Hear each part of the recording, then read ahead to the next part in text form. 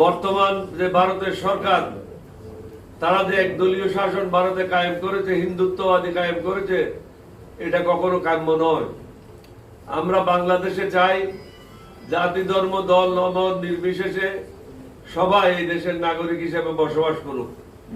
ভারতের উচিত হবে বাংলাদেশে আর নতুন ভাবে কোনো দালাল যেন সৃষ্টি না করে, বাংলাদেশের মানুষের সাথে মিলেমিশে তারা তাদের রাষ্ট্র পরিচালনা করবে, আমরা আমাদের রাষ্ট্র পরিচালনা করব।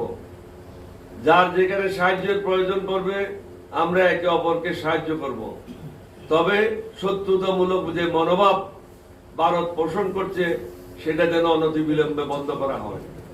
তারা বিভিন্ন সময় প্রতিদিন বলে যাচ্ছে ভারতে হিন্দুদের উপর এটা হচ্ছে, ঘর বাড়ি পড়াইয়ে দেওয়া হয়েছে, ব্যবসা বাণিজ্য দখল করেছে। আমি বলেছি, মমতা ব্যানার্জি আপনি যে বক্তব্যটা রেখেছেন অত্যন্ত আপত্তিকর। আপনার উচিত আগে মোদীকে বলে ভারতের প্রত্যেকটা রাষ্ট্রে জাতিসংঘের শান্তি মিশন ওখানে কায়েম করা। মুসলমানদের উপরে যে জুলুম হচ্ছে ভারতে, সেটা সশক্তি যেন শান্তি মিশন দেখতে পায়। বাংলাদেশে হিন্দুদের উপর কোন ধরনের জুলুম করা হচ্ছে না। এইবার যেভাবে দুর্গাপূজা করেছে, বাংলাদেশে বোধহয় গত 50 বছর 60 বছরে এই ধরনের দুর্গাপূজা হিন্দুরা করতে পারে নাই। শান্তিপূর্ণভাবে হয়েছে এবং মুসলমানেরা পূজার মণ্ডপ পাহারা দিয়েছে। এটা একটা বিরল ঘটনা। অথচ আপনারা মুসলমানদেরকে নামাজ পড়ার সময় পুলিশ দিয়ে লাথি দেন।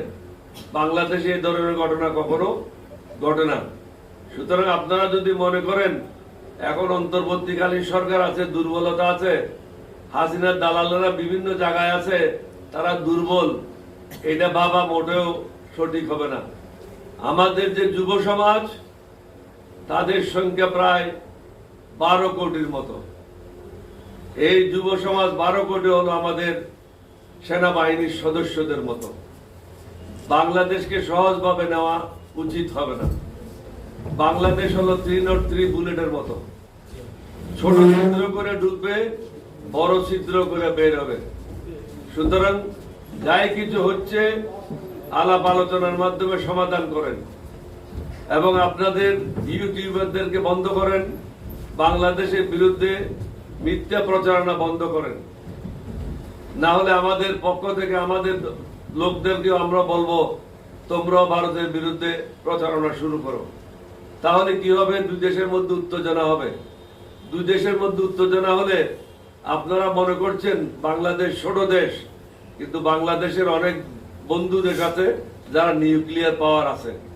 সুতরাং এত সহজভাবে জিনিসটা নেবেন না। It is unipolar world. বাংলাদেশেরও বন্ধু আছে যারা সমস্যা হলে বাংলাদেশের পাশে দাঁড়াবে। ডক্টর ইউনূসের হাতকে আমরা শক্তিশালী করার জন্য যা যা করা প্রয়োজন, বর্তমান সরকারকে শক্তিশালী করা যা যা প্রয়োজন, এলডিবির পক্ষ থেকে আমরা সেটাই করব।